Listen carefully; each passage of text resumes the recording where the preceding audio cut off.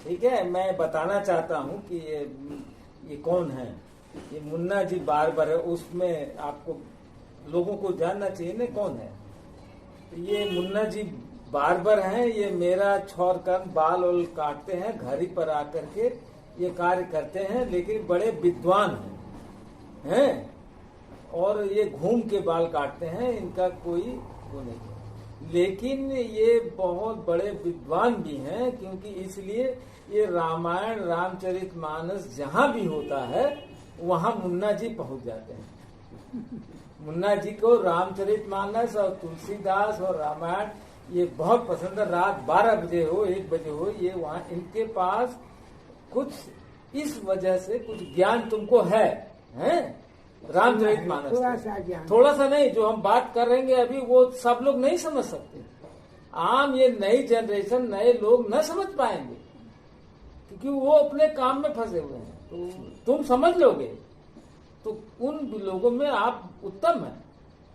भले आपका पेशा है, काम है, वो अलग बात है, लेकिन आपके पास वो क्षमता है। जिस बात की मैं चर्चा करूंगा उसको आप समझ लेंगे और मनन करते हैं, इसलिए आपके पास वो गुण है।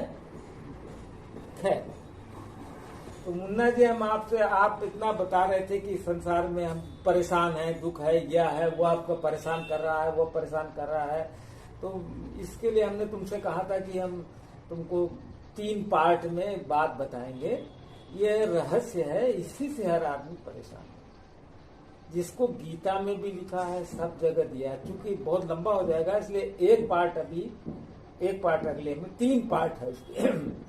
उसको आप समझ लेंगे तो आप कम परेशान होंगे। समझ में है ना? अज्ञानता दुख का कारण है। ज्ञान तलवार है, काट देता है सब आदमी निश्चिंत है। तो मैं तुमसे बात करना चाहता था, जो तुम्हारा परेशानी है, दुख की चर्चा करते हो हमेशा, हमको भी है, सबको कोई दुख से बरी नहीं है। तो हम तुमसे बात करते हैं गुण के बारे में। ये बहुत रहस्य की बात है गुण, और भगवत गीता में इसकी बात बहुत ज्यादा है। गुण की बहुत ज्यादा चर्चा भगवत गीता में किया है, लेकिन लोग पढ़ते हैं और इसे पढ़ के उसका अर्थ नहीं जानते, मर्म नहीं जानते, समझते नहीं, उसको अनुभव नहीं करते।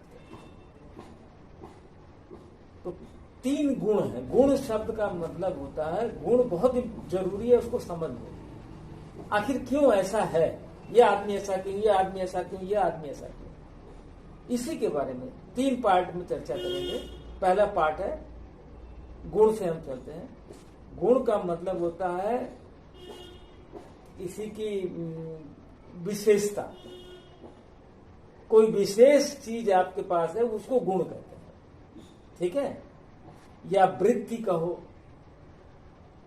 मन का बिजनेस कहो, मन का व्यापार कहो, अंग्रेजी में टेंडेंसी, अंग्रेजी तो लोगों को तो बताना पड़ेगा, बिजनेस ऑफ माइंड कहो।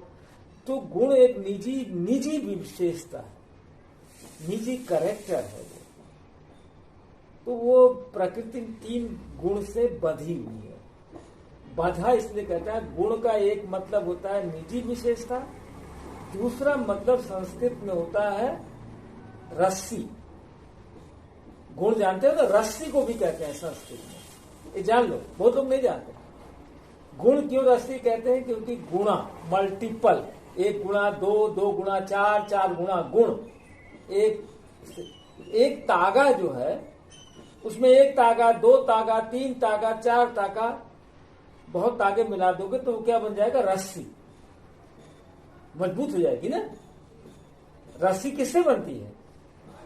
तागों का कई गुणा, मल्टीपल ऑफ द थ्रेड्स है, यही ना है रस्सी। तंतु को जब 1 तंतु, 2 तंतु, 10 तंतु, 50 तंतु, तो वो मजबूत होते जाती है रस्सी, इसको रस्सी भी कहते हैं। तो प्रकृति 3 गुण से बंधी हुई है, यहाँ दोनों का मतलब आ रहा है। प्रकृति 3 गुण से बंधी हुई है, विवश है। वो 3 गुण क्या है, उन गुणों को जान लोगे। गीता बहुत बात करता है,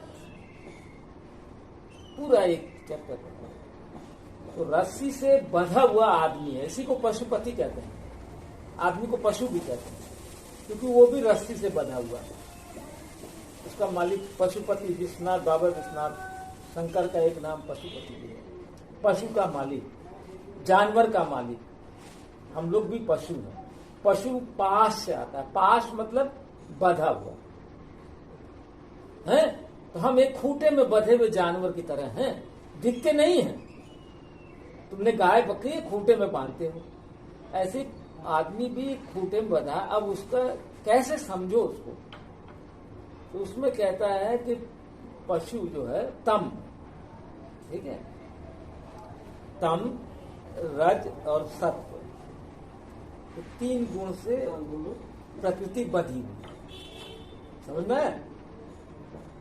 इसको वैज्ञानिकों ने भी किया, न्यूटन ने भी इस बात को कहा, ठीक है, न्यूटन ने भी इस बात को बोला था, 3 गुण प्रकृति। तो हम पहले अब तम की बात, तम रज सत्व 3 गुण से बधी हुई।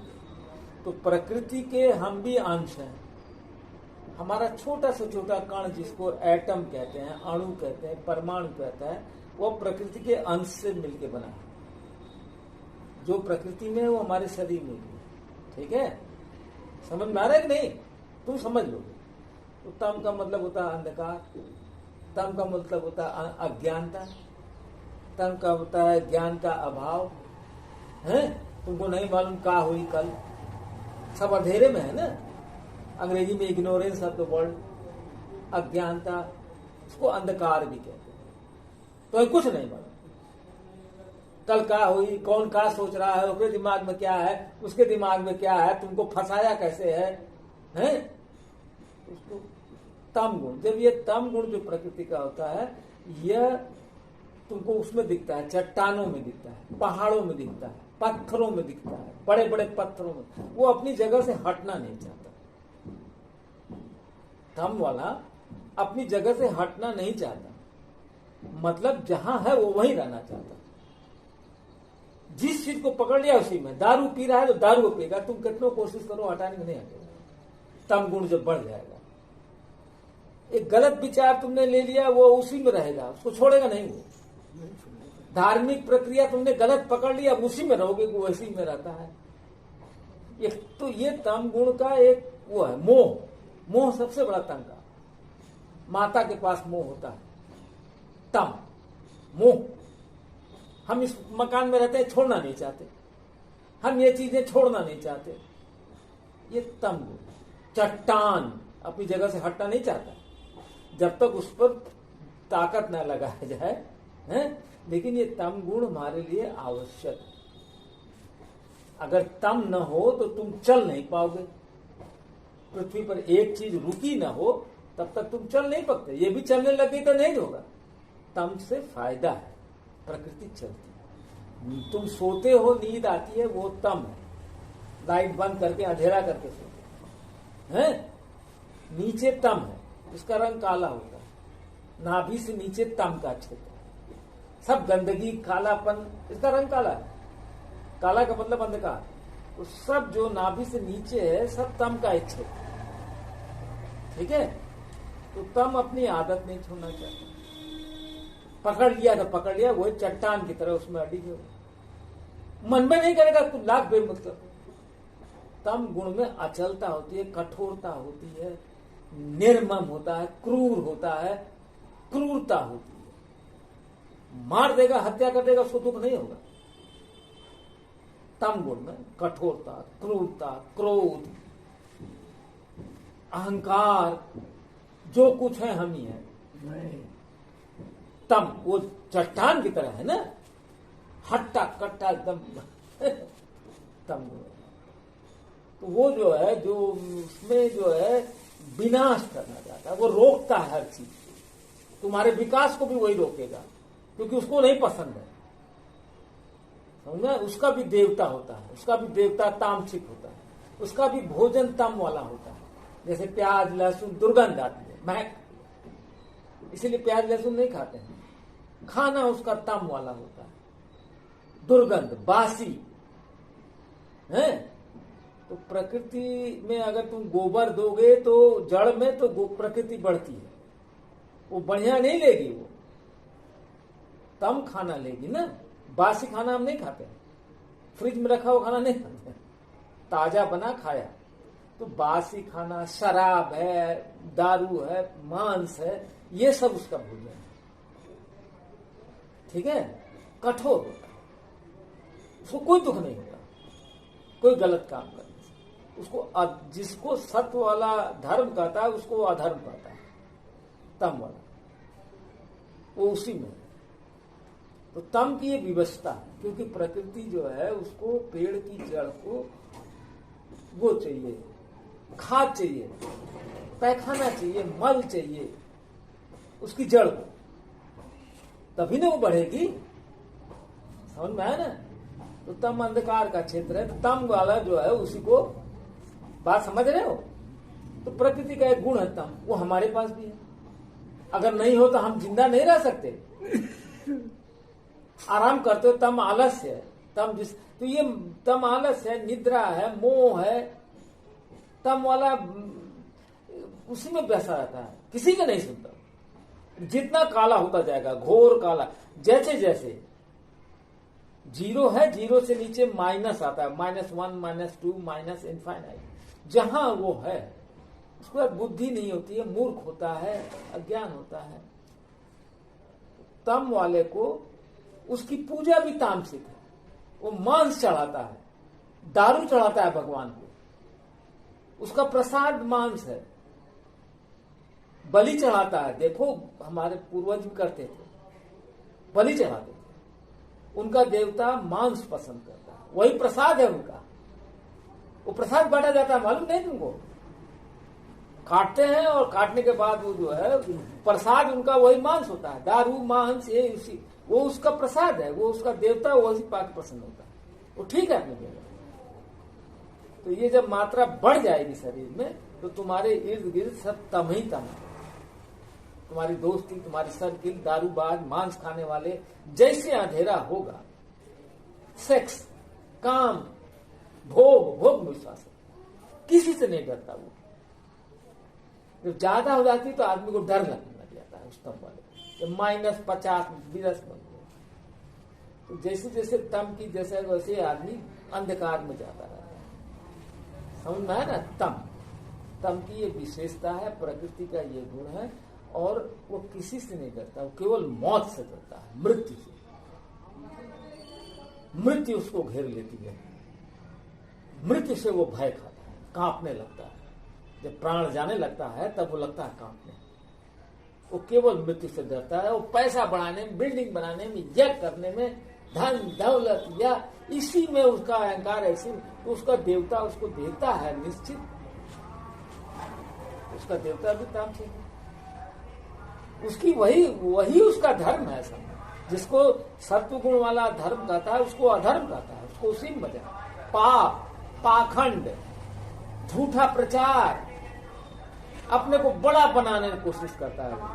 हम यह है, यह महात्मा है, वह है, यह झूठा प्रोपोगंडा, हाइपोक्रेसी, पाखंड, झूठा प्रचार करेगा, मुर्गा फंसाएगा, लाएगा, और कपड़ा ड्रेस उसका बिल्कुल ऐसा होगा कि बहुत ज्ञानी है।